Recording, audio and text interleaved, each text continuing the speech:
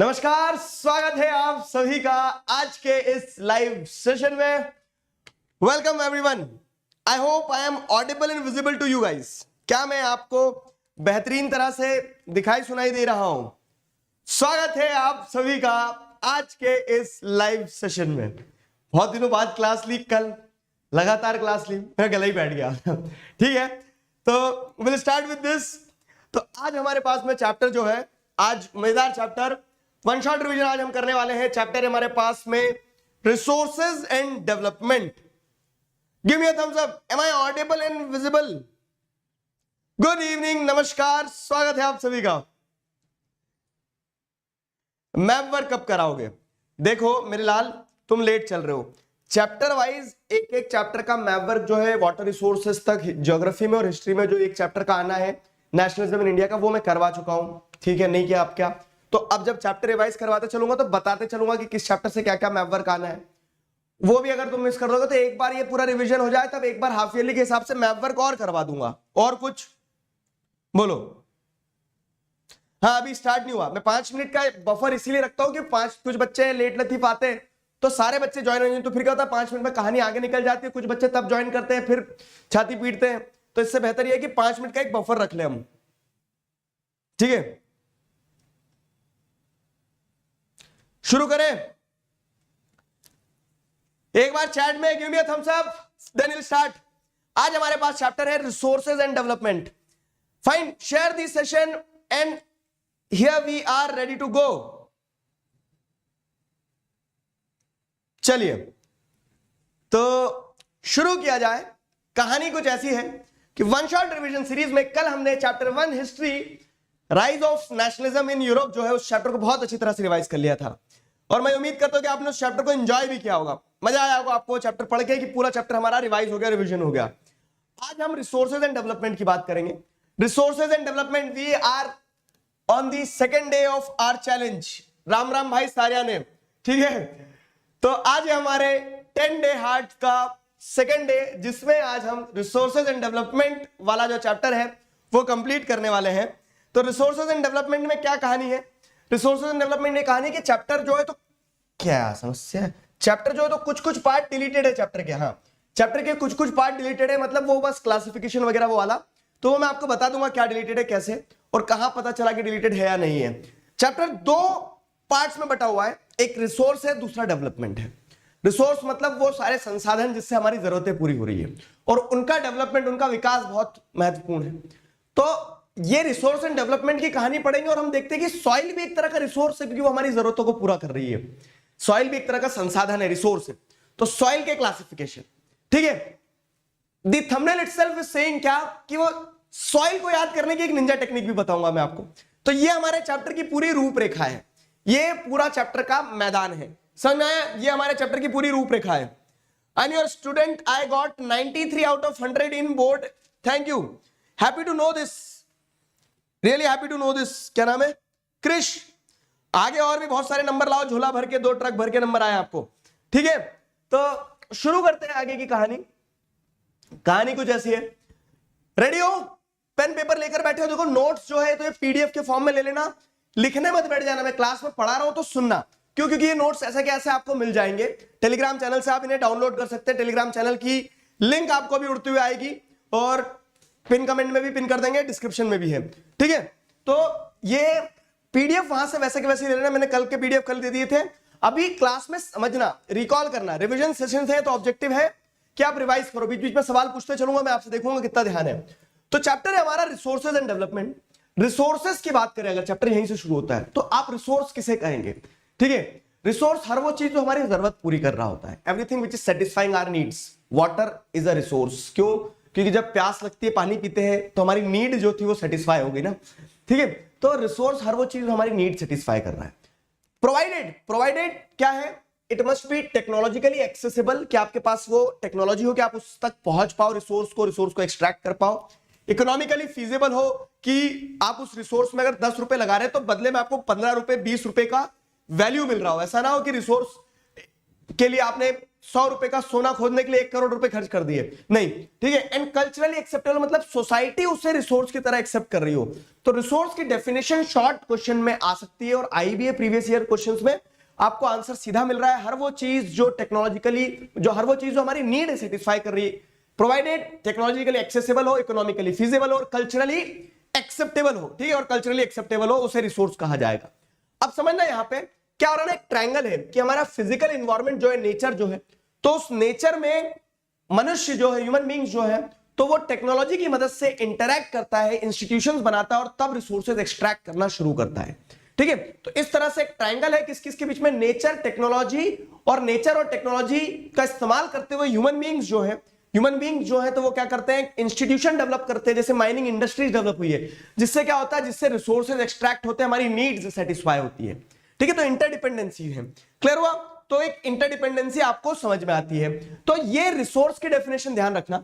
अगला पार्ट जो, तो अगर आप एनसीईआरटी देखोगे नई वाली, देखो कितने बच्चों के पास पुरानी एनसीईआरटी गेम है, हम सब पुरानी एनसीईआरटी बहुत सारे बच्चों के पास, और बहुत सारे बच्चों ने ये नया लेटेस्ट एडिशन यहां लिखा है, देखो किधर ये लिखा है, तुम्हें दिख भी रहा कि नहीं पता नहीं, रैशनलाइज्ड 23-24 का लेटेस्ट एडिशन जो है एनसीईआरटी का।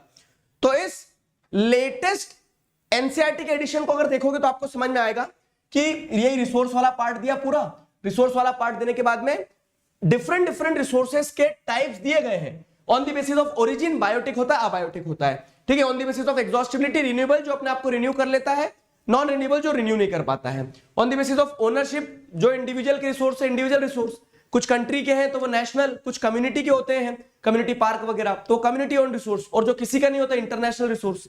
वैसे on the basis of status of development, potential, developed, stock and reserves, ये 4 रिसोर्स। लेकिन इनका डिटेल एक्सप्लेनेशन गायब कर दिया है नई एनसीईआरटी में। अगला टॉपिक डायरेक्ट कौन सा आ गया, डेवलपमेंट ऑफ रिसोर्सेज। देखा ये पेज नंबर 1 और ये पेज नंबर 2। तो इसका मतलब क्या हुआ दया, ठीक है, इसका मतलब सिंपल सी चीज ये है कि अब आपके सिलेबस में डिटेल एक्सप्लेनेशन नहीं है, समझ गए। अब आपके सिलेबस में डिटेल एक्सप्लेनेशन नहीं है, तो अब आपको रिसोर्स समझना है, उसके बाद में सीधे डेवलपमेंट ऑफ रिसोर्स वाली चीज पढ़ना है। Got my point, give me a thumbs up, ठीक है।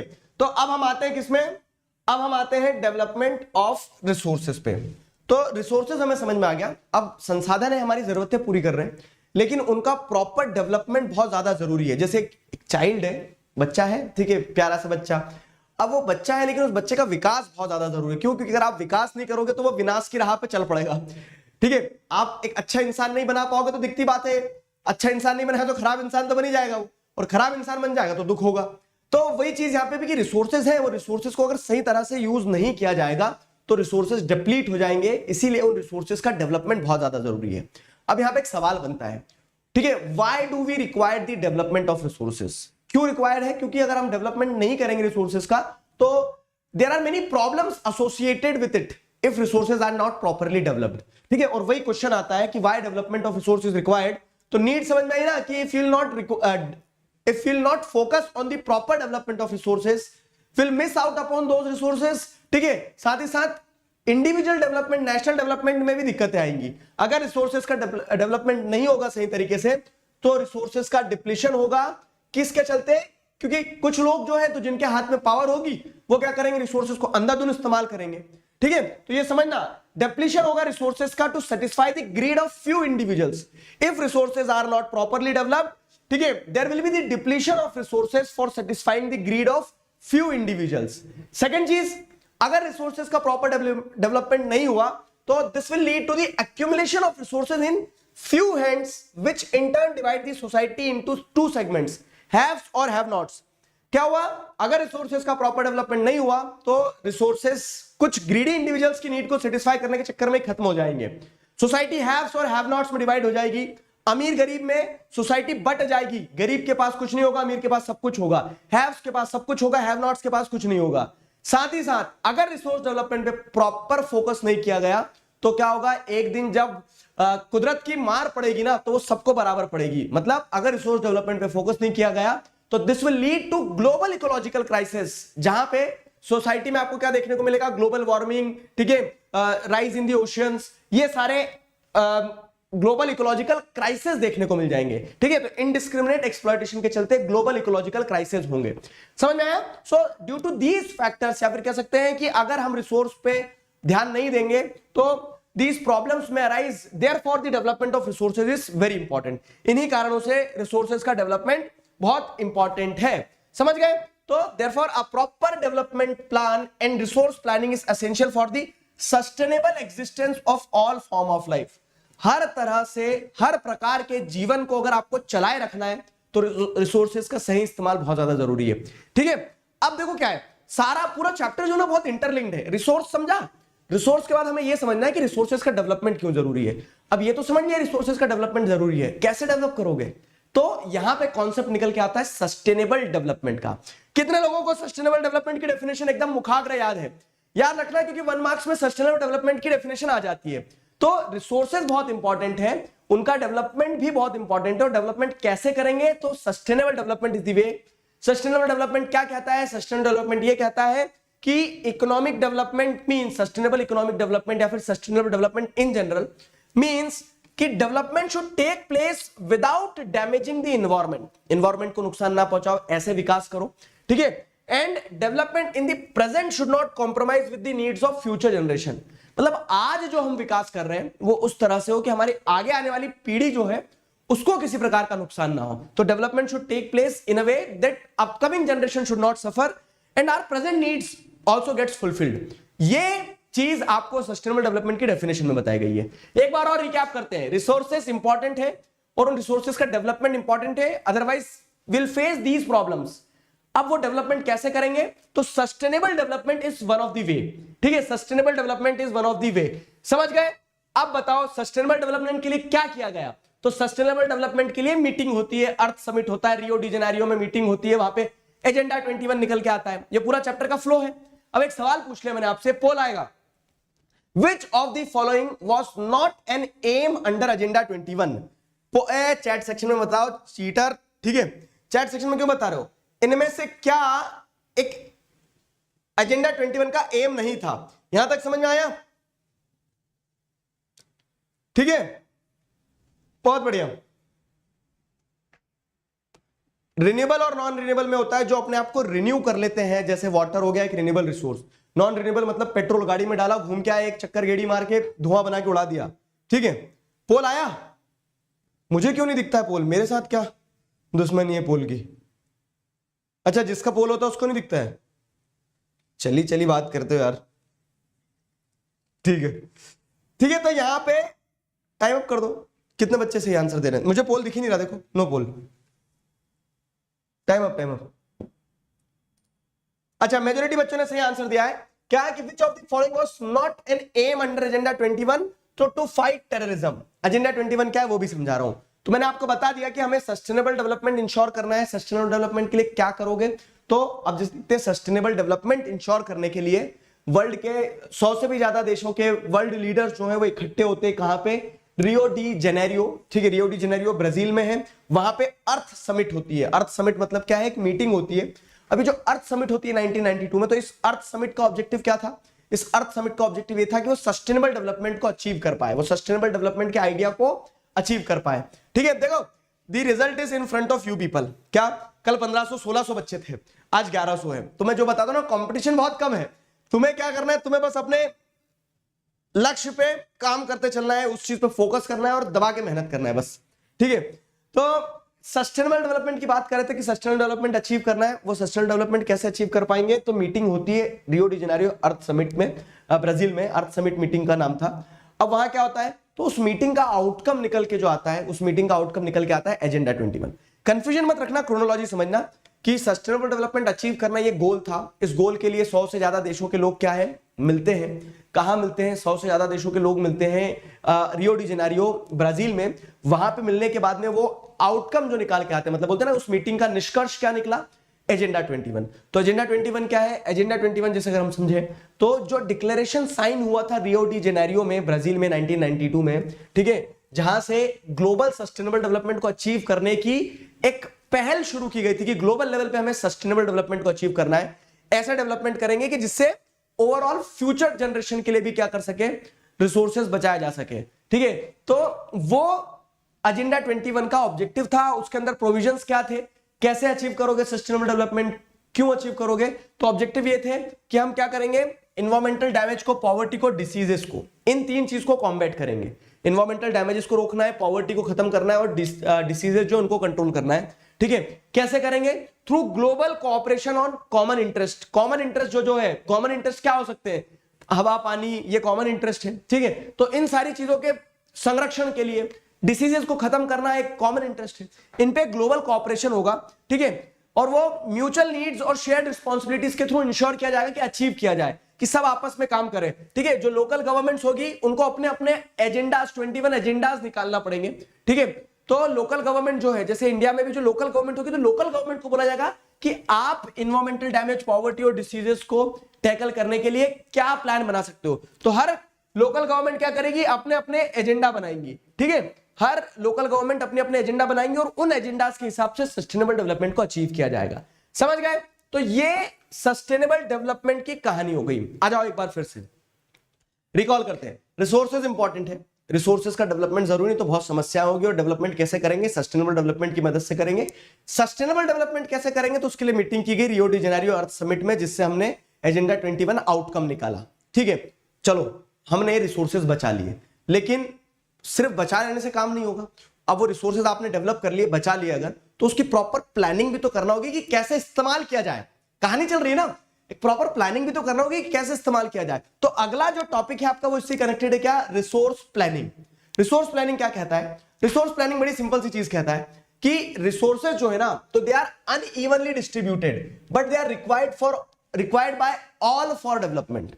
रिसोर्सेज अनइवनली डिस्ट्रीब्यूटेड है। कैसे अनइवनली डिस्ट्रीब्यूटेड है कि आपको कुछ रिसोर्सेज आपको देखने मिल जाएंगे कश्मीर में है, कुछ रिसोर्सेज नॉर्थ ईस्टर्न स्टेट्स में, कुछ रिसोर्सेज आपके ओडिशा में, और वो सारे ही रिसोर्सेज ह्यूमन बींग्स की नीड के हैं। लेकिन ऐसा नहीं कि सारे रिसोर्सेज एक ही जगह पे मिल रहे हैं। ठीक है, तो वही बताया, जैसे आंध्र प्रदेश और अरुणाचल प्रदेश में have ample amount of water resources but it may lake in minerals. ठीक है, अब वही आप कह रहे हो कि छोटा नागपुर प्लेटू पे मिनरल्स बहुत सारे होंगे, लेकिन वहां पे शायद वाटर रिसोर्सेज उतने ना हो। ठीक है, राजस्थान में अगर मिनरल है तो वाटर रिसोर्सेज नहीं है। तो इस तरह से क्या है कि resources are unevenly distributed but they are required by all. तो इसी के चलते प्रॉपर प्लानिंग चाहिए रहेगी आपको कि रिसोर्सेज का मैक्सिमम यूटिलाइजेशन हो सके। इसीलिए रिसोर्स प्लानिंग टर्म निकल के आता है कि रिसोर्स प्लानिंग इज इंपॉर्टेंट। समझ गए। तो वो रिसोर्स प्लानिंग जो है, G20 भी पढ़ेंगे बाबू, G20 भी पढ़ेंगे, घबराओ नहीं। ठीक है, एक एडिशनल टॉपिक है, उस एडिशनल टॉपिक को मैं आपको समझा दूंगा, घबराओ मत। ठीक है, तो रिसोर्स प्लानिंग, ठीक है, क्लास 10th में इस बार G20 एक टॉपिक ऐड हुआ है जो मैंने अपनी बुक में ऐड करा है। ठीक है, और ऐसे भी हम क्या करेंगे, ऐसे भी हम उसे क्या कहते हैं, पढ़ लेंगे, एक वीडियो बना देंगे उस पर। ठीक है, तो रिसोर्स प्लानिंग क्या है, कमिंग बैक टू दिस। तो रिसोर्स प्लानिंग जो है, तो रिसोर्स प्लानिंग इसलिए जरूरी है क्योंकि रिसोर्सेज आर अनइवनली डिस्ट्रीब्यूटेड। तो अब पॉइंट वही है कि आप कैसे करोगे रिसोर्स प्लानिंग। ठीक है, therefore a balanced resource planning at national, state and regional, local level is required, but the question is how, कैसे रिसोर्स प्लानिंग की जाएगी। तो इंडिया में रिसोर्स प्लानिंग कैसे की जा रही है वो यहां पे बताया गया है, कैसे की जा रही है रिसोर्स प्लानिंग इन इंडिया। तो 3 स्टेप रिसोर्स प्लानिंग है, 3 स्टेप रिसोर्स प्लानिंग है। वो 3 स्टेप रिसोर्स प्लानिंग क्या है, वो 3 स्टेप रिसोर्स प्लानिंग है कि सबसे पहले तो आप ये देखो रिसोर्सेज है कहां। ठीक है, तो identification of resources is the first and foremost thing.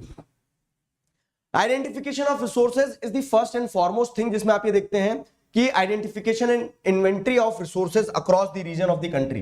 ठीक है, तो आप सर्वे करोगे, मैपिंग करोगे, क्वालिटेटिव क्वांटिटेटिव एस्टिमेशन लगाओगे कि कहां कितना रिसोर्स मिल रहा है भाई साहब।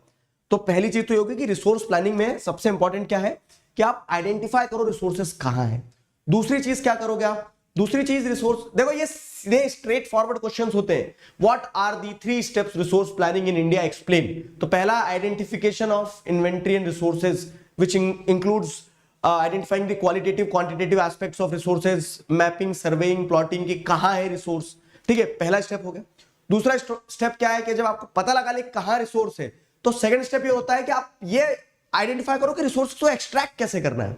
तो सेकंड स्टेप क्या होगा आपका कि सेकंड स्टेप में आप you will be evolving a planning structure endowed with appropriate technology, कि किस टेक्नोलॉजी का इस्तेमाल करके कैसे रिसोर्स को एक्सट्रैक्ट करना है। तो सेकंड वो हो गया, आपने रिसोर्स पता लगा लिया, अब पता लगाने के बाद में उसको निकालना, एक्सट्रैक्ट करना है। तो सेकंड स्टेप होगा evolving a planning structure endowed with appropriate technology, skill, institutional setup and implementing resource development plans. ठीक है, रिसोर्स डेवलपमेंट प्लान्स को इंप्लीमेंट करा जाए, सेकंड ये हो गया। और थर्ड क्या है, जैसे मैंने आपको बताया कि रिसोर्सेज माना कि एक जगह पाए जाते हैं लेकिन जरूरत सबको होती है रिसोर्सेज की, तो थर्ड स्टेप ये होता है क्या कि थर्ड स्टेप में आप क्या करेंगे, एक ओवरऑल रिसोर्स डेवलपमेंटल प्लान बनाएंगे, एक ओवरऑल रिसोर्स डेवलपमेंटल प्लान बनाएंगे। तो matching the resource developmental plan with overall national development plan. क्या बताया मैंने आपको कि अगर कोई रिसोर्स राजस्थान में मिल रहा है, इसका मतलब यह है कि उसकी जरूरत सिर्फ राजस्थान तक सीमित नहीं है, पूरे देश को उसकी जरूरत होगी। तो उसी तरह से आपको जब आपने आइडेंटिफाई कर लिया रिसोर्स, एक प्लानिंग स्ट्रक्चर बना लिया, तो अब आपको रिसोर्स का डेवलपमेंट ओवरऑल नेशनल डेवलपमेंट के साथ जोड़ना होगा। ये थर्ड स्टेप होती है। ठीक है, तो ये एक सीधा क्वेश्चन बनता है। ठीक है, ये एक सीधा क्वेश्चन बनता है कि थ्री स्टेप रिसोर्स प्लानिंग क्या है। समझ में आया? चलो भाई साहब, बड़ी खुशी की बात है कि हमने रिसोर्स बचा भी लिए, रिसोर्स प्लानिंग भी कर ली। इंडिया में रिसोर्स प्लानिंग कैसे होती है वो, लेकिन आपको एक चीज समझना होगा कि रिसोर्सेस के सिर्फ हो जाने से काम नहीं चलता है। क्यों? क्योंकि वो रिसोर्सेस का डेवलपमेंट तभी पॉसिबल हो पाएगा जब आपके पास में प्रॉपर टेक्नोलॉजी और इंस्टीट्यूशंस होंगे। Reference from the colonial period, take the reference from the colonial period. India में जितने रिसोर्सेज हैं तब भी मतलब तब तो और ज्यादा रिसोर्सेज थे इंडिया में, ठीक है, लेकिन हम ब्रिटिशर्स की तरह डेवलप क्यों नहीं हो गए बताओ? क्योंकि सिर्फ होने से डेवलप नहीं हो जाएंगे ना, तो रिसोर्सेज का डेवलपमेंट इंपॉर्टेंट है। और वो रिसोर्सेज का development in the absence of proper technology and institution can not take place. समझेंगे नहीं इस बात को कि रिसोर्सेज का सिर्फ होने से काम नहीं चलेगा, वो रिसोर्सेज को डेवलप अगर करना है तो आपके पास प्रॉपर टेक्नोलॉजी होना चाहिए। अब वो प्रॉपर टेक्नोलॉजी कहां से मिलेगी? वो प्रॉपर टेक्नोलॉजी मिलेगी जब आप साइंटिफिकली एडवांस्ड होंगे थोड़े से। तो हुआ क्या कि ब्रिटिशर्स जब इंडिया में आए तो उन्होंने देखा यहां रिसोर्सेज बहुत है, लेकिन रिसोर्सेज का डेवलपमेंट हुआ नहीं था। क्यों? क्योंकि India was lacking the technological assistance. तो उन्होंने यही तो किया कि उनके पास टेक्नोलॉजी थी, दे वर टेक्निकली एडवांस। तो टेक्नोलॉजिकल एडवांसमेंट का फायदा उठाते हुए यहां से रिसोर्सेज को एक्सप्लॉइट करके ले गए। समझे? तो ये पॉइंट आपको समझना है कि mere availability of resources is not sufficient. ठीक है, if you want to develop your resources then proper technological development is very essential for the development of those resources. Got it? Give me a thumbs up अगर समझ में आया तो। समझ में आया? हाँ,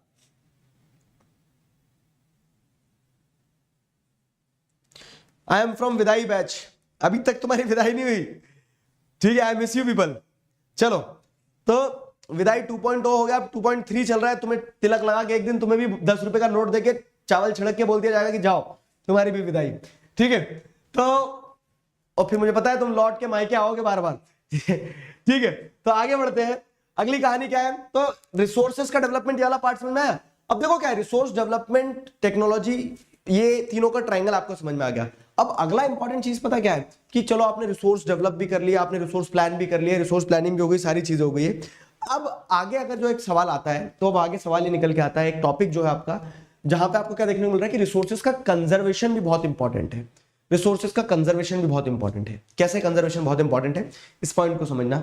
रिसोर्सेज का कंजर्वेशन ऐसे बहुत इंपॉर्टेंट है कि रिसोर्सेज जो है ना, तो वो सिर्फ डेवलप कर लेने से काम नहीं चलेगा, जितने रिसोर्सेज आपको उसको प्रॉपर तरीके से यूज भी करना होगा।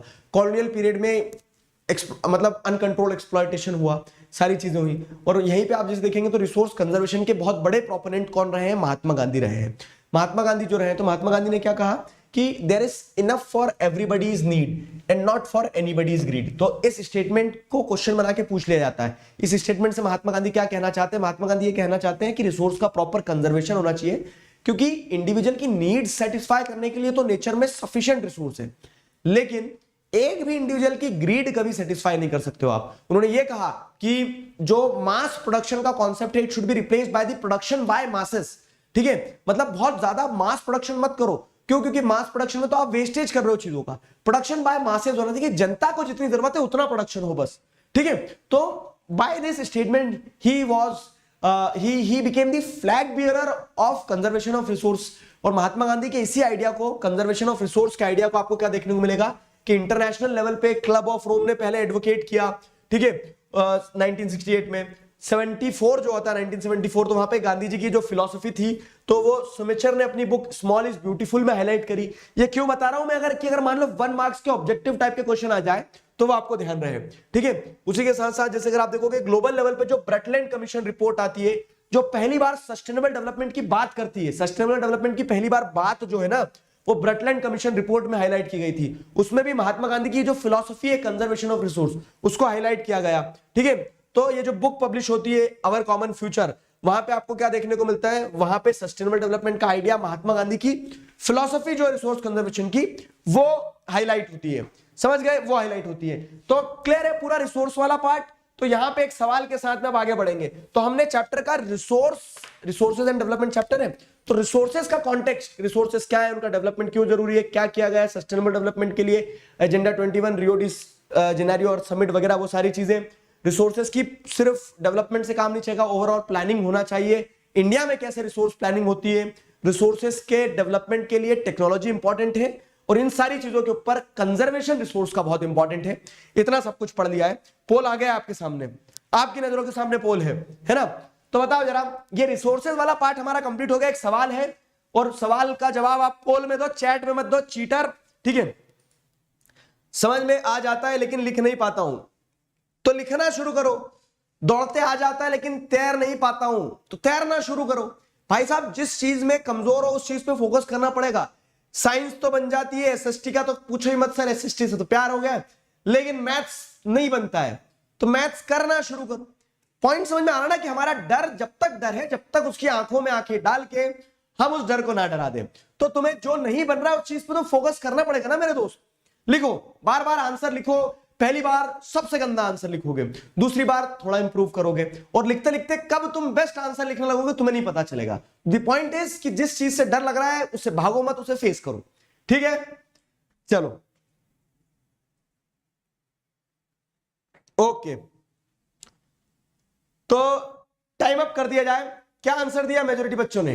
इंडिया हैज, डी दिया है, India has variety of land relief features, which of the following features ensure perennial flow of some rivers, provide facilities for tourism and ecological aspects, no doubt mountains. And let me tell you people, ये sample question paper का question है of 2022, ठीक है। तो आया समझ में? अगला टॉपिक यही इसी से जुड़ा हुआ है। तो हमने रिसोर्सेज वाली कहानी पढ़ ली, ठीक है। राजस्थान बोर्ड का भी कुछ बनाओ ना, ठीक है। D for the grass is the correct answer for this, ठीक है। तो सुनो मेरी बात, क्या हो रहा है, राजस्थान बोर्ड बाबू एनसीईआरटी चल रही है तो इसी से काम चला लो, ठीक है। दूसरी चीज जो बता रहा था, क्वेश्चन का आंसर डी है। तीसरी चीज, तो हमने रिसोर्स वाला पार्ट कंप्लीट कर लिया है। अब एक कदम आगे बढ़ते हैं, रिसोर्सेज वाला पार्ट कंप्लीट कर लिया। अब आपकी बुक में आपको बताया गया लैंड एज ए रिसोर्स और सॉइल एज ए रिसोर्स के बारे में, ठीक है। लैंड और सॉइल रिसोर्स कैसे हो गए? क्योंकि उन्हीं सारी चीजों से तो क्या हो रहा है, लैंड और सॉइल से ही हमारी नीड्स पूरी हो रही है ना। तुम ये बताओ मुझे, तुम G20, ब्रिक्स, ये सारा सब कुछ मैंने इसलिए बोला, जो हमारा दूसरा चैनल है द सोशल ब्रेन्स, उस पर यही किताबों से बाहर की चीज हम पढ़ते हैं। जैसे अब मैं कल आपको एक वीडियो दूंगा बड़ा इंटरेस्टिंग, कौन सा वाला, भारत वर्सेस इंडिया वाली जो डिबेट चल रही है। द सोशल ब्रेन्स वाला चैनल सब्सक्राइब किया है, ठीक है। सब्सक्राइब नहीं भी करो तो उस पर वीडियो तो देखते हो, ठीक है।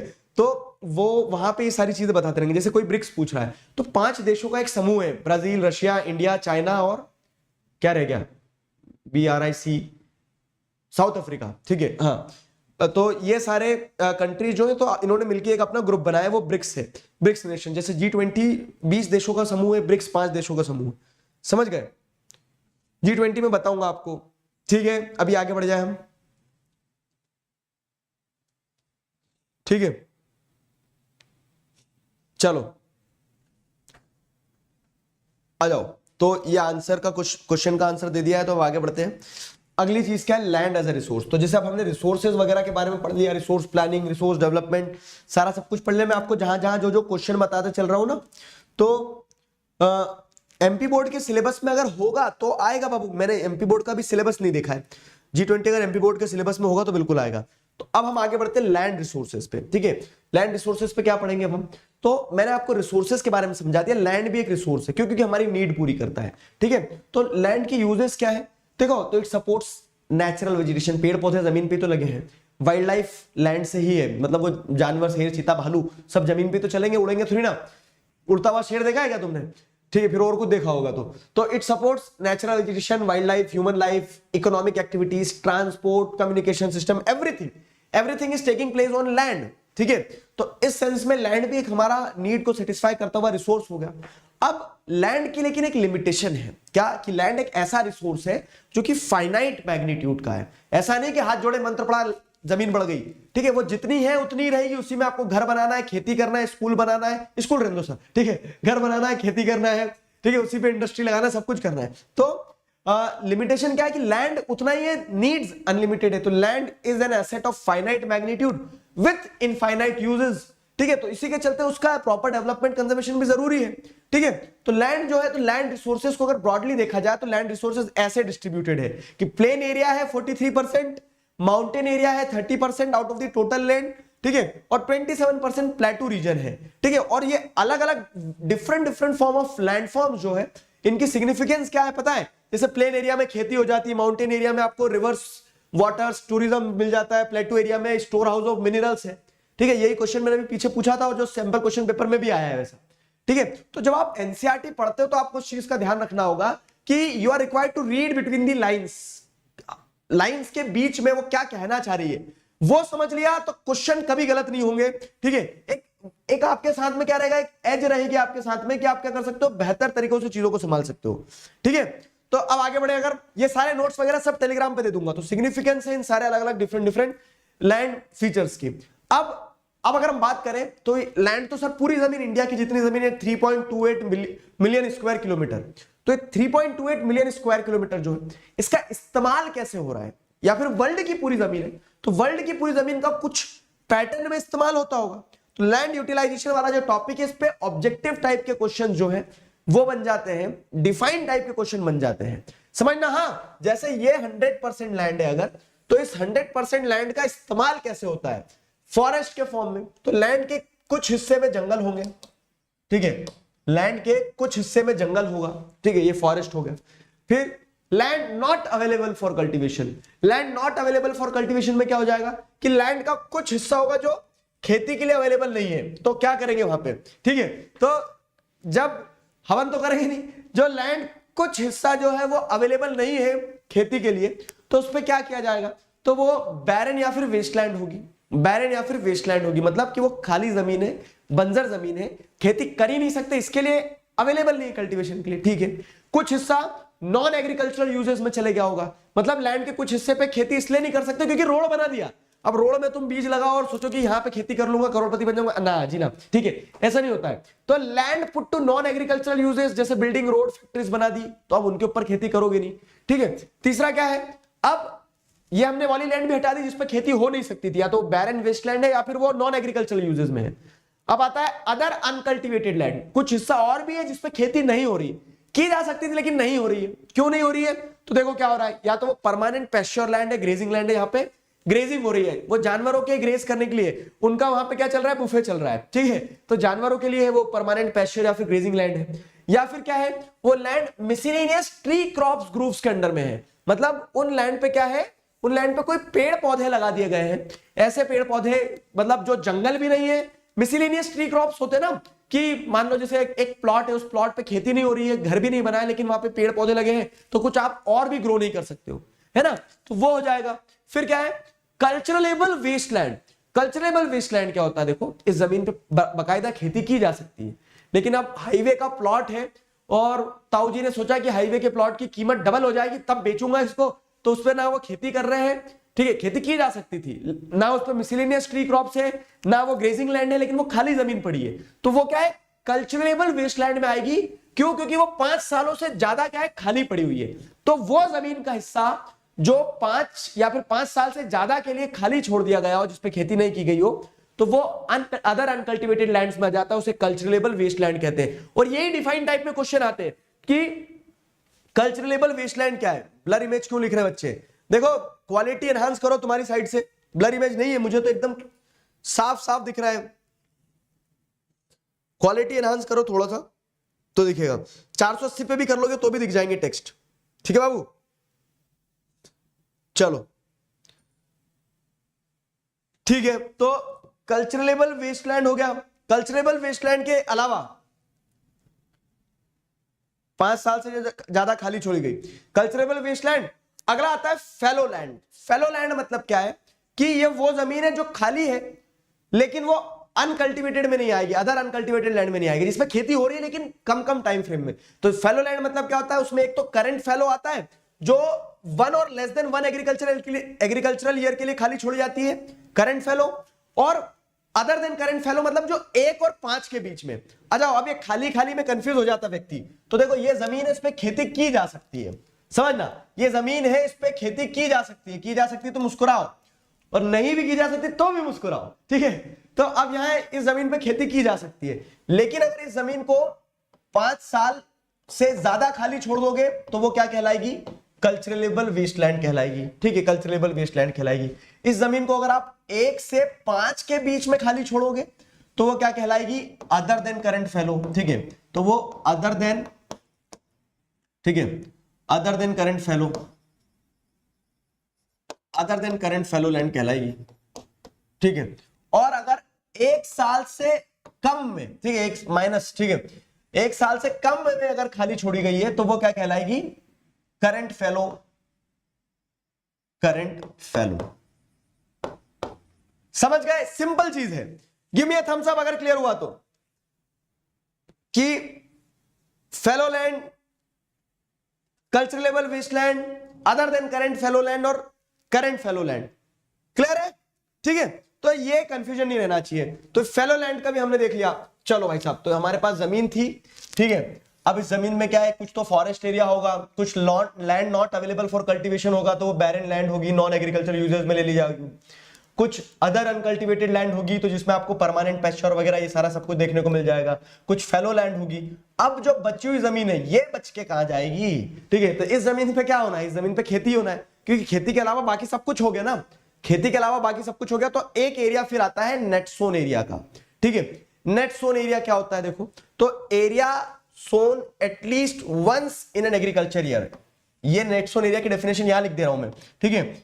एरिया सोन, ठीक है, area sown at least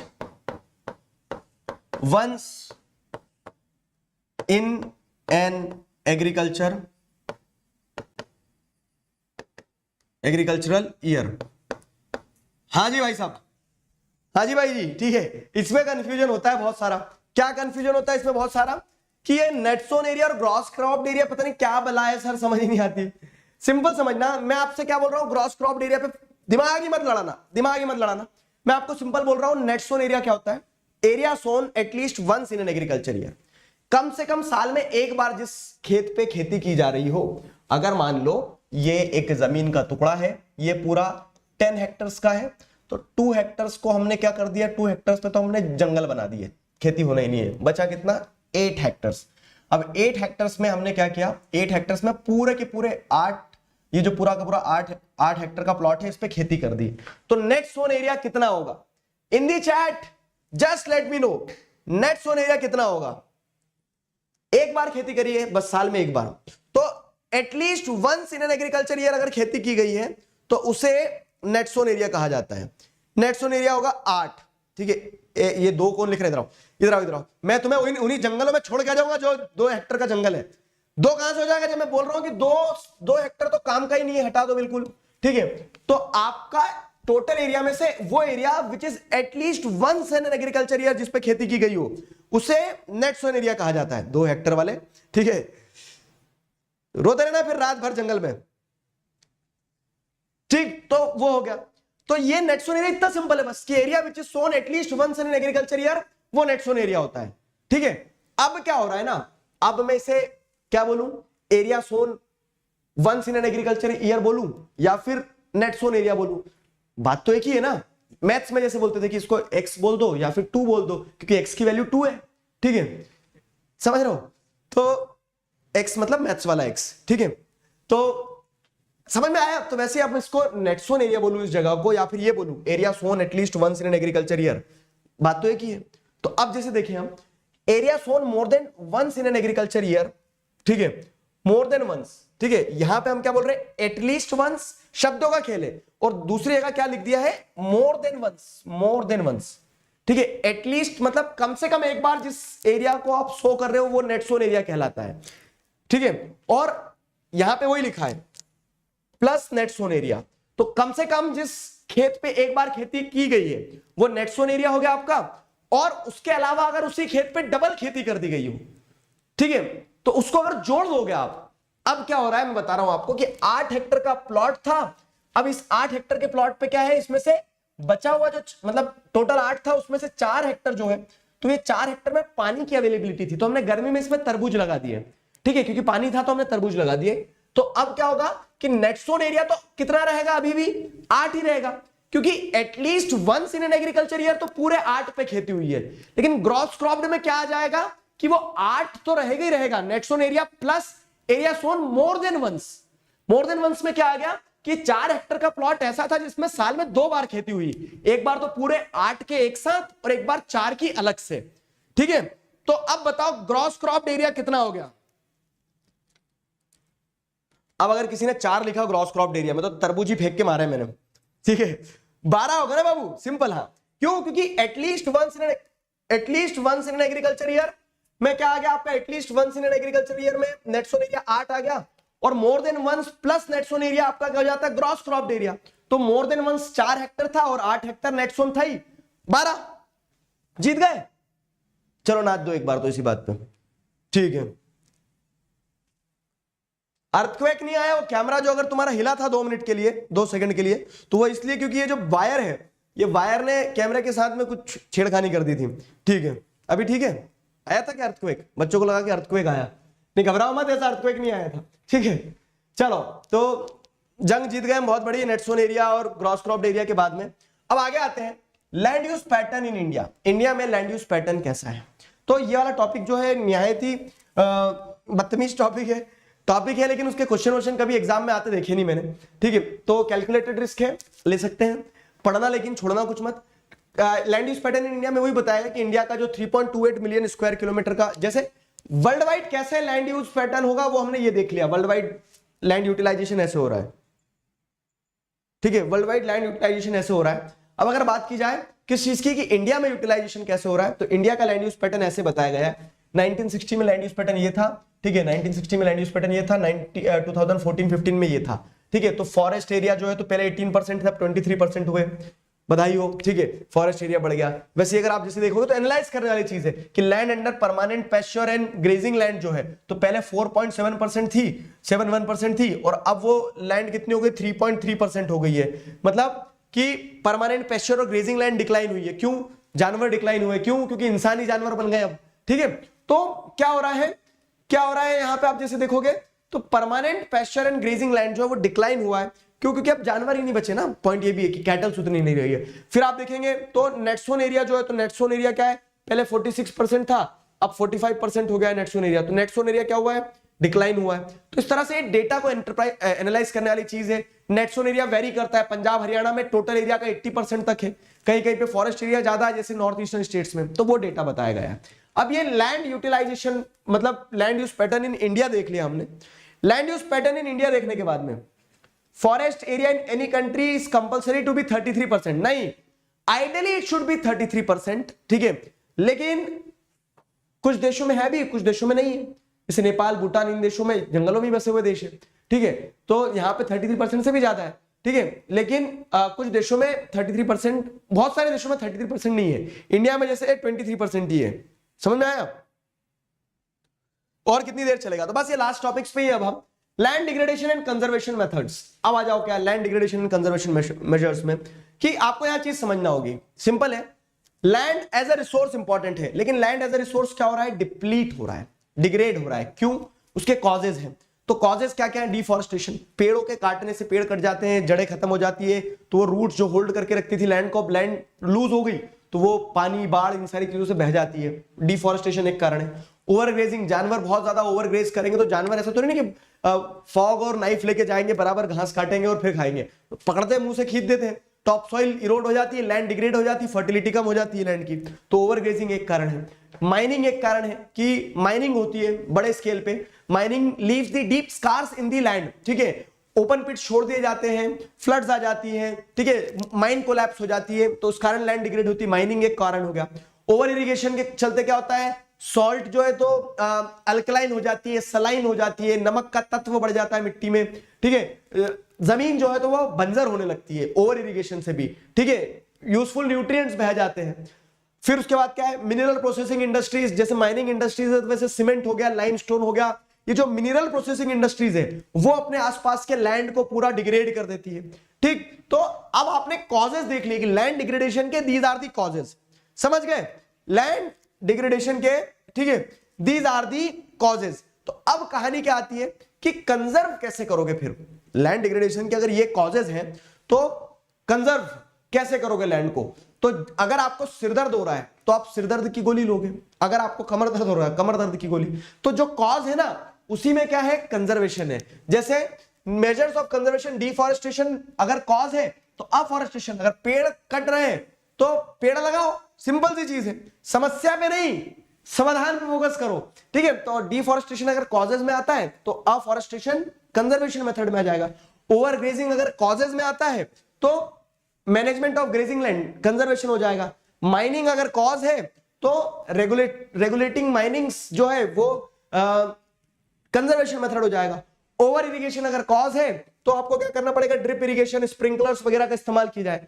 mineral processing industries को चेक किया जाए, शेल्टर बेल्ट्स वगैरह लगाए जाए, ठीक है, थ्रोनी बुशेस लगाए जाए, जैसे जो सैंडी एरियाज रहते हैं वहां पे थ्रोनी बुशेस लगाए जाए जिनकी जड़ फैले ताकि वो होल्ड करके रख सके लैंड को, ठीक है। तो कॉज जो है उसके पैरेलल में कंजर्वेशन भी मिल जाएगा आपको, सिंपल सी चीज है। सारे नोट्स वगैरह सब कुछ मैं टेलीग्राम पे दे दूंगा, और ठीक है। तो ये लैंड डिग्रेडेशन और कंजर्वेशन मेजर्स हो गए।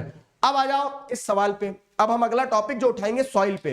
तो लैंड और सॉइल में क्या डिफरेंस होता है ये मन में बताओ, मन से जुड़े मुझे पता चल जाएगा, ठीक है। माइनिंग मतलब क्या है कि जो रिसोर्सेस को माइन किया जाता है। सलाइन मतलब क्या होता है, हाँ पहले माइनिंग बता दो। तो रिसोर्सेस को जब एक्सट्रैक्ट किया जाता है ना, माइनिंग उसे कहा जाता है। और सलाइन मतलब क्या होता है कि जब सॉइल के अंदर सॉल्ट पार्टिकल्स बढ़ जाते हैं तो वो सलाइन हो जाती है। Cultural wasteland and other than current fallow are same और नॉट, नहीं, अदर देन करंट फेलो जो है तो वो 1 से 5 के बीच में आती है, और 5 से ज्यादा वाली कल्चरल वेस्टलैंड होती है। तो both are not same, we are not same bro, ऐसा बोलती है दोनों soil. White black background please, black is not printable, if we convert it then also the print is black. अरे कोई ऐप आता है ना, कोई मदद करो इस बच्चे की, वो जिसकी मदद से वो ब्लैक का व्हाइट हो जाता है, व्हाइट का ब्लैक हो जाता है। देखो अब पीपीटी बनती है पूरी किसमें, देखो I am trying to do one thing, क्या कि अभी तुम इन पीपीटी से काम चला लो। ये जो पीपीटी का सारा कंटेंट है मैं इसको ई बुक में डिजाइन कर दे रहा हूं, ठीक है। उस पे बैकग्राउंड व्हाइट रहेगा, हैंडी रहेगा, प्रिंट भी आसान रहेंगे, प्रॉपर अरेंज रहेगा, स्पेस ज्यादा नहीं खाएगा। अभी मुझे ये भी पता है कि ये पीपीटी प्रिंट आउट निकलवाना ज्यादा है, 50-50 पेज 100 पेज निकलती है, तो उसको कंप्रेस कर रहा हूं, I am working on it, ठीक है।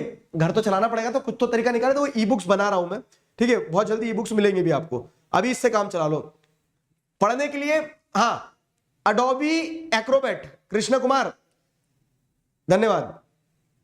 अडोबी एक्रोबैट से वो हो जाता है इन्वर्ट, पीडीएफ इन्वर्ट, ये भी कुछ बच्चे इतने होशियार हैं, सब आपस में मदद करो एक दूसरे की, ठीक है। चलो ठीक है, तो वापिस आते हैं इस पे, अब लास्ट टॉपिक बचा है हमारा। तो पोल आ गया, कितने बच्चों ने सही आंसर दिया है? 75% बच्चों ने कौन सा आंसर दिया है? सी दिया है। देखो तो red soil is reddish in colour, क्यों? क्योंकि वहां पे आपको देखने को मिलता है उसके अंदर हाई क्ले कंटेंट रहता है, नहीं कंकर नोड्यूल्स के कारण नहीं, ये तो एरिड सॉइल में होता है, ठीक है। Diffusion of iron in igneous and metamorphic rock, जी हाँ, आयरन कंटेंट के कारण वो लाल चट हो जाती है, ठीक है। तो C is the right answer, high moisture content is not the right answer, C is the right answer, ठीक है। अब इसी क्वेश्चन के साथ में हम आते हैं सॉइल्स वाले टॉपिक पे। तुम्हें तो टेस्ट कर रहा था कि सॉइल्स कितनी ध्यान है तुम्हें। सॉइल एज अ रिसोर्स, तो अगेन सॉइल भी क्या है, depending on the parent rock texture, ठीक है, क्लाइमेटिक कंडीशंस, प्रेशर, सॉइल भी अलग अलग टाइप की होती है। और लैंड और सॉइल में क्या डिफरेंस है? तो जमीन इन जनरल जमीन है, कैसे कि वो पहाड़, प्लेटू, प्लेन, हर जगह जमीन है, लेकिन वो जमीन का जो टॉप पार्ट देखोगे तो वो आप देखते काली मिट्टी, पीली मिट्टी, लाल मिट्टी, ठीक है, अच्छी मिट्टी गंदी मिट्टी वो करने लगते हो जो आप, तो जो डिफरेंशिएशन होता है on according to the top surface of the land, वो सॉइल्स होती है। तो soil is the top most part of the land, ठीक है, which differ in quality, texture, colour, ठीक है, ये सारी चीजें सॉइल बनाती है, ठीक है। तो सॉइल भी एक तरह का रिसोर्स है, और मैंने जो आपको बताया कि मल्टीपल फैक्टर, पेरेंट रॉक हो गया, क्लाइमेटिक कंडीशंस हो गई, कंटेंट हो गया, इन सारी चीजों के हिसाब से सॉइल भी अलग अलग प्रकार की होती है, ठीक है। तो सॉइल और लैंड के बीच में डिफरेंस समझ में आया।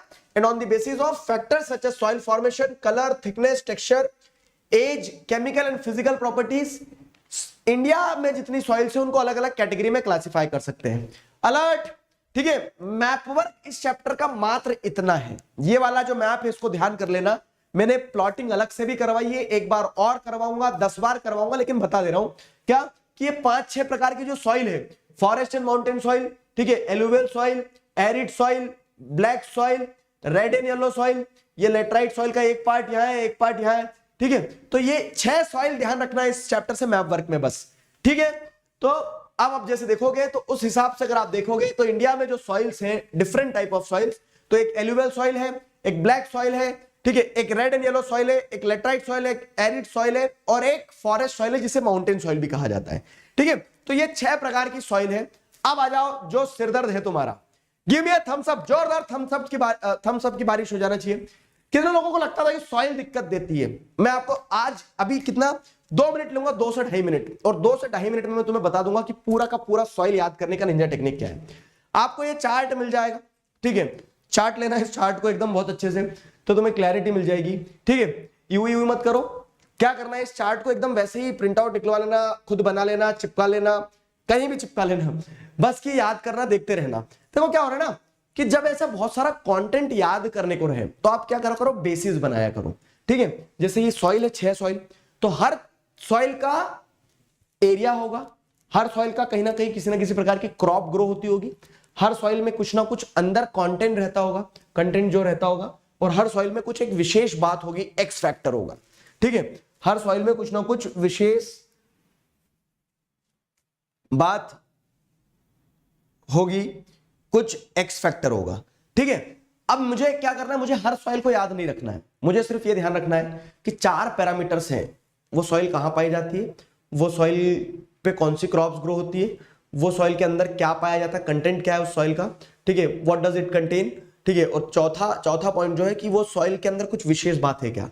तो अब जैसे मैंने बात की एलुवियल सॉइल, तो एलुवियल सॉइल को मैं बोलूंगा चल कहां पाई जाती है एलुवियल सॉइल, एलुवियल सॉइल के अंदर कौन सी क्रॉप्स ग्रो होती है, एलुवियल सॉइल के अंदर क्या एलुवियल सॉइल के अंदर क्या पाया जाता है, कंटेंट क्या है, खादर भांगर पाया जाता है, ठीक है। तो वो खादर भांगर वाली चीज हो गई। एक्स फैक्टर क्या है कि वो 3 रिवर्स के इंटरप्ले से बनती है, और पूरा का पूरा नॉर्दर्न प्लेन जो है एलुवियल सॉइल से बना हुआ है। तो अब हुआ क्या कि मुझे हर एक सॉइल को रटना नहीं पड़ रहा है, मैंने एक सांचा बना लिया, एक ढांचा बना लिया, एक स्ट्रक्चर बना लिया, उस स्ट्रक्चर में सारी सॉइल को फिल करते जा रहा हूं। आसान हो गया ना, give me a thumbs up, ठीक है, समझ में आया। तो एक ढांचा बना लिया, एक स्ट्रक्चर बना लिया है, तो अरे स्क्रीनशॉट क्या लोगे, मुझे ले चलो तुम्हारे घर, मैं पीडीएफ दूंगा ना बाबू, तुम पढ़ाते पढ़ाते फ्लो तोड़वाते हो यार, तो तुम्हें वो ढांचा बनाना है, बस स्ट्रक्चर बनाना है, ठीक है। आ जाओ जरा, तो देखो क्या है, अब हम वही करते हैं, हर सॉइल का एरिया लिख दिया मैंने कि एलुवियल सॉइल कहां पाई जाती है, नॉर्दर्न प्लेन्स में पाई जाती है, इंटरप्ले ऑफ रिवर से बनती है, क्रॉप्स उसमें paddy, wheat, sugar cane, other cereals, silt, sand, clay, potash, phosphoric acid, lime, सारा ये सब कुछ कंटेन होता है उसके अंदर, ठीक है। एक्स फैक्टर क्या है कि उसके अंदर खादर भांगर 2 तरह की सॉइल पाई जाती है, सिंपल, ठीक है। आपसे ये एक्सपेक्ट नहीं किया जाता कि आप चिट्टी रोबोट की तरह पूरा का पूरा एग्जाम में एनसीईआरटी उड़ेल के आ जाओ, ये कि आपको आपकी कमांड कितनी, आपको कितना पता है टॉपिक के बारे में। और जब आप एक सॉइल के बारे में 4 पॉइंट दे दोगे तो मोर देन सफिशिएंट है। हर सॉइल के बारे में ऐसे ही देना, जब 4-4 पॉइंट फेंक के मारोगे तो आदमी घायल हो जाएगा सामने वाला, ठीक है। एरिया और स्टेट बात की जाए ब्लैक सॉइल की, तो डेक्कन ट्रैप, गुजरात, महाराष्ट्र, एमपी यहां पाई जाती है।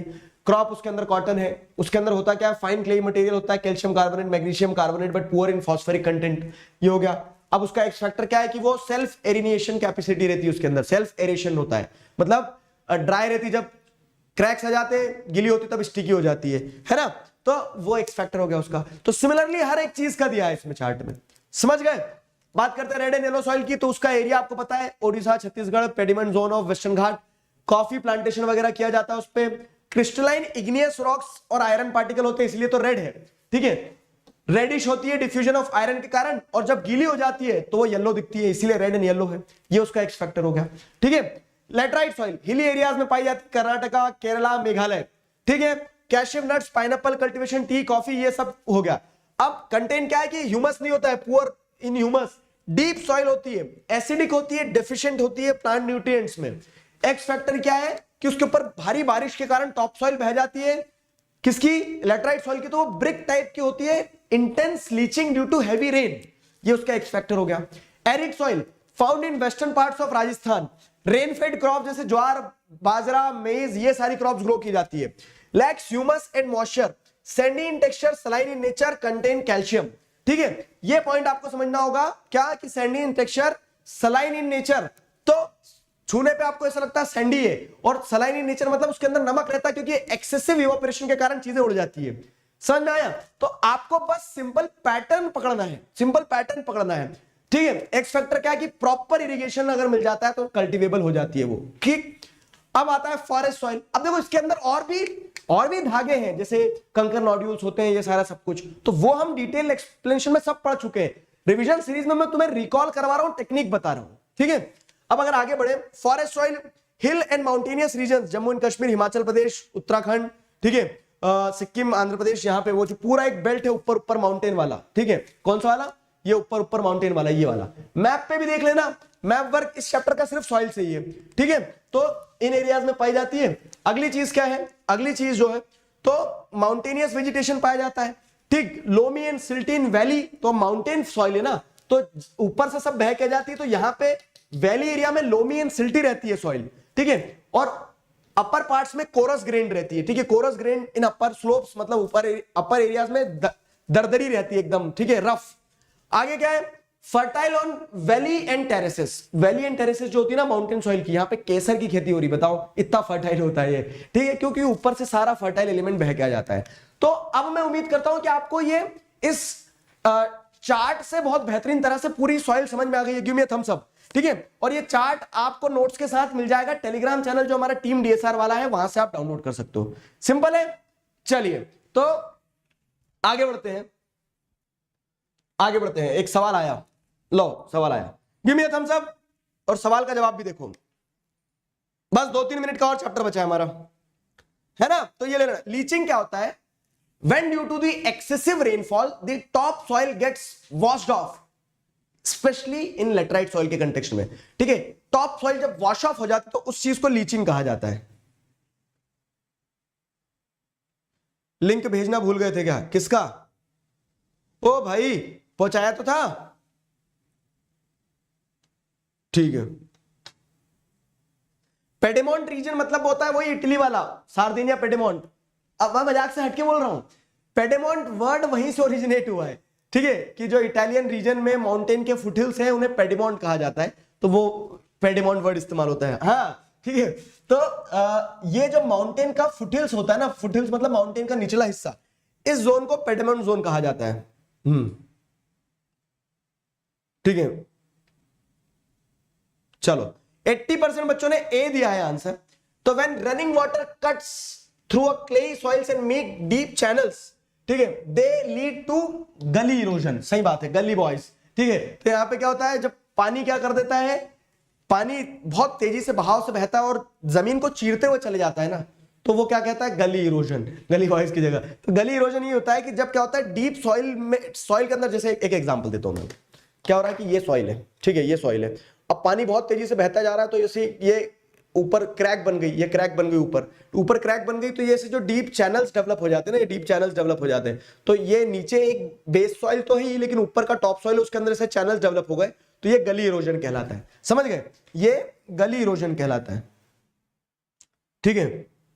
ये गली इरोजन कहता है कि टॉप सॉइल के अंदर बीच में क्रैक्स डेवलप हो गए, गली इरोजन, ठीक है। आ जाओ, अब सॉइल है, डिफरेंट डिफरेंट तरह की सॉइल है, पढ़ ली हमने। तो सॉइल का भी इरोजन होता है, जैसे लैंड डिग्रेडेशन होता है वैसे सॉइल का भी इरोजन होता है।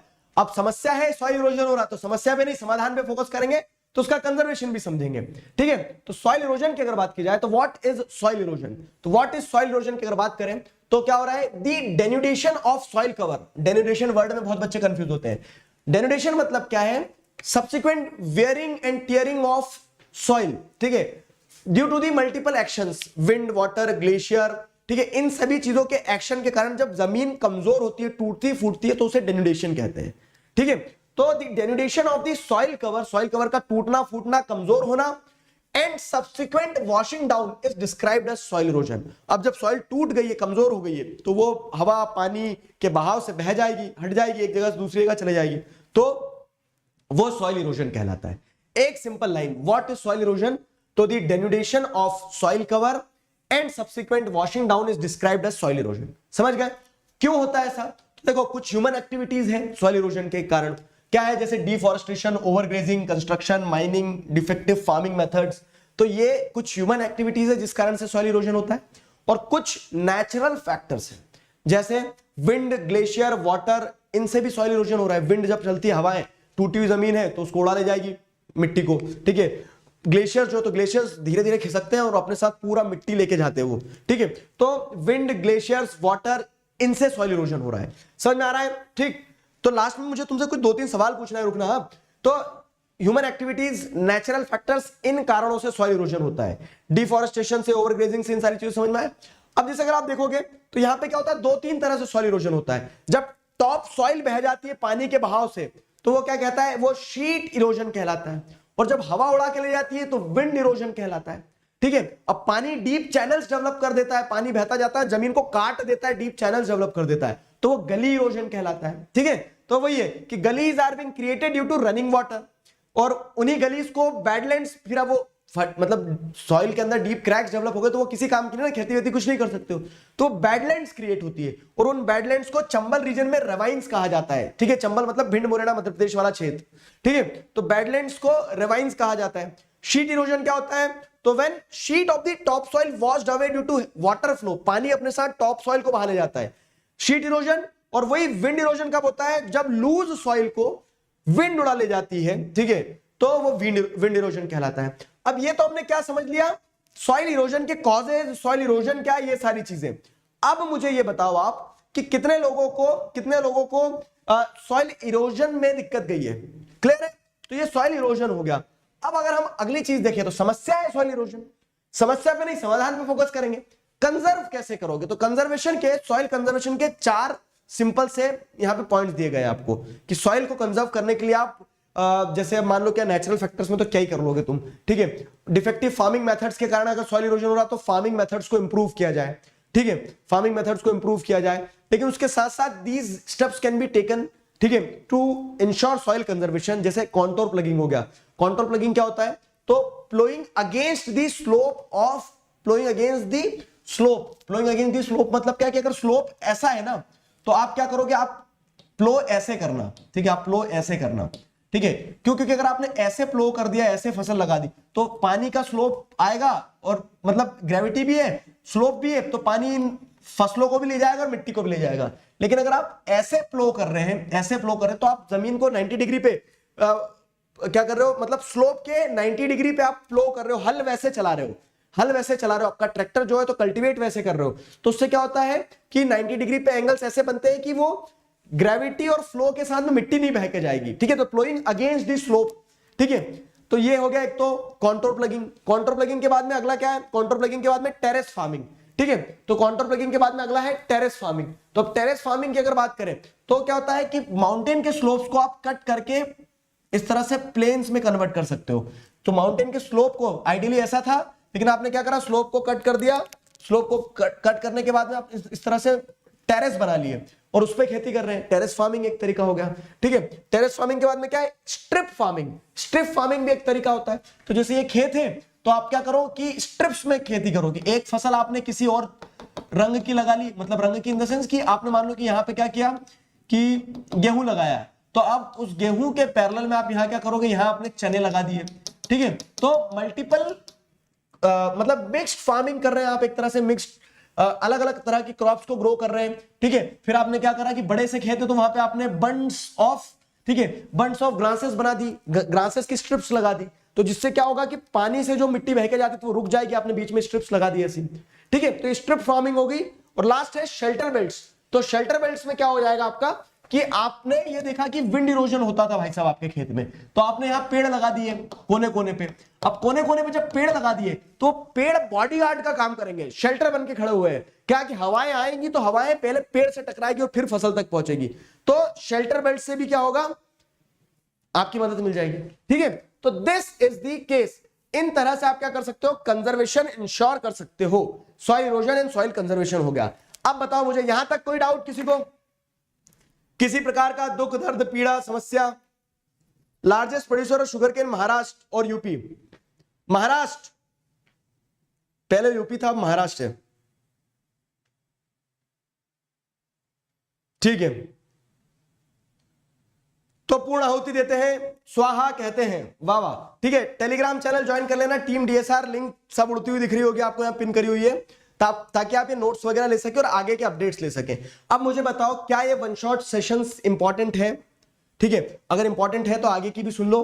क्या कि ये आज हमारा, ठीक है, आज के हमारे सारे टास्क हुए कंप्लीट। ठीक है, आज रिसोर्सेज एंड डेवलपमेंट हमारा कंप्लीट हो गया।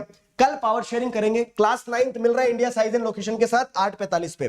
ठीक है, आज के सारे टास्क हुए कंप्लीट। ठीक है, पानी और पी लेना तुम 4 लीटर। देखो, it's not about how hard you work, it's about how consistently you work. ठीक है, तो I guess you might have followed that 75 hard वाला वो पूरा, तो उसमें आपने देखा होगा किस तरह से कंसिस्टेंसी से सबसे बड़ी जीत जो होती है ना, वो मेंटल स्ट्रेंथ की होती है। तो कंसिस्टेंटली 10 दिन पढ़ना है, पूरा पार्ट कंप्लीट हो जाएगा।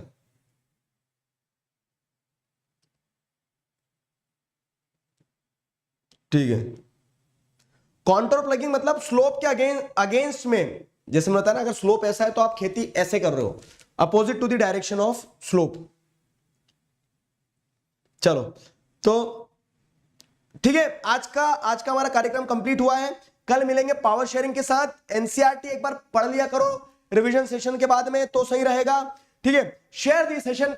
आई just request you one thing यार, क्या कि there are many people who are not aware about this. ठीक है, कि ये पूरा धुमता ना हो गया है। ठीक है, आज से दिगराज सर अब इस चैनल पे पढ़ा रहे हैं, मतलब 2 दिन हो गए हमारे। तो आई जस्ट रिक्वेस्ट यू पीपल, क्या कि if you can help me with this, मतलब मैंने कभी आपको लाइक सब्सक्राइब शेयर करने वाली ये सारी चीजें कहीं नहीं बोलता हूं, ठीक लगे करो, नहीं करना मत करो।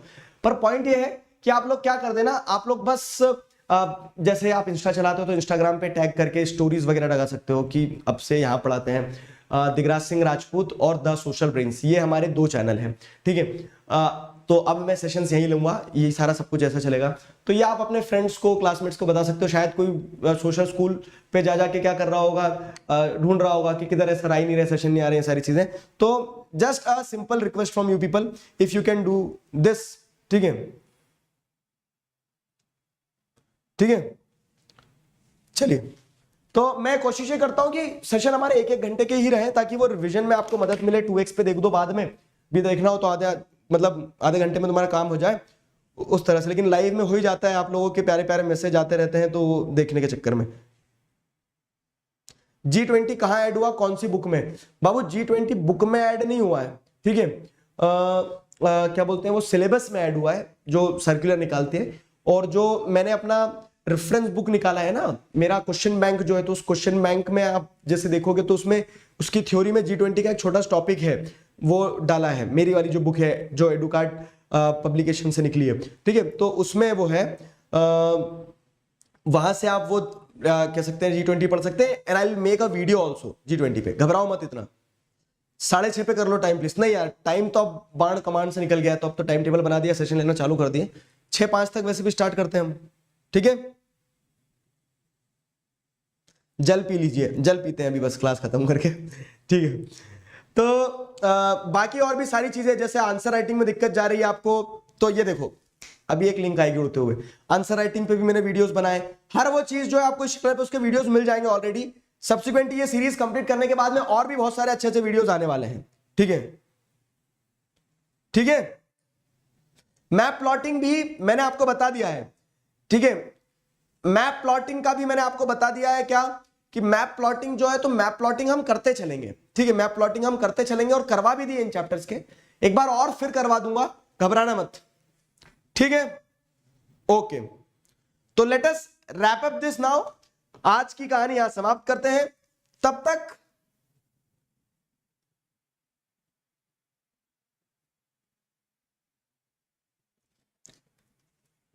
ठीक है, तब तक अपना ध्यान रखिए, पढ़ते रहिए। अभी के लिए साइन ऑफ करते हैं। Signing off with this, together we can we will.